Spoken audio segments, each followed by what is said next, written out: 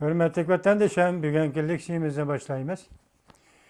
Xalq pulunun yoki Xitoy renminbining qiymati tushishdan ko'tarilgan bo'ron chopqin tabiiyla yetib keldi.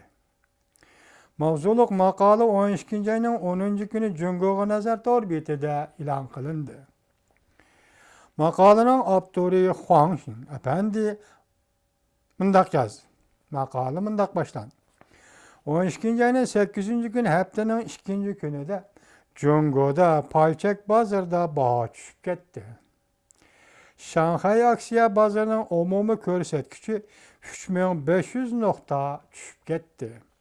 Lekin payçek bazarda baha düşüp ketiş hadisi kişilerge natunish emas idi. Kişiler bu xil hasratlik holatlarga ko'nib ketgan.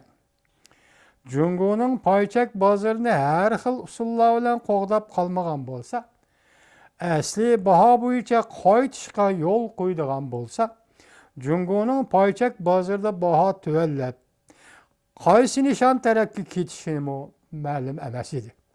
Hech kim bilmaydi. Bularning hammasi Jungo payçak bazarının allaqachon normal bazar emas ekanligini isbotlab ko'rsatdi.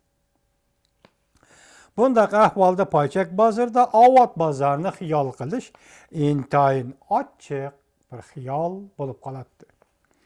Payçak bazarının bahasının tushib turishi va chiqib turishidan kishilar ansiramaydigan bo'ldi. Kishilarning ansiraydigini yaqinda hukumat taraf e'lon qilgan eksport tovarlarining statistikasidir. 11 ayda eksport 6,8% düşüp gitti. Bu elbette davamlıq 5 ay uda düşkenlik bulup statistikalandı.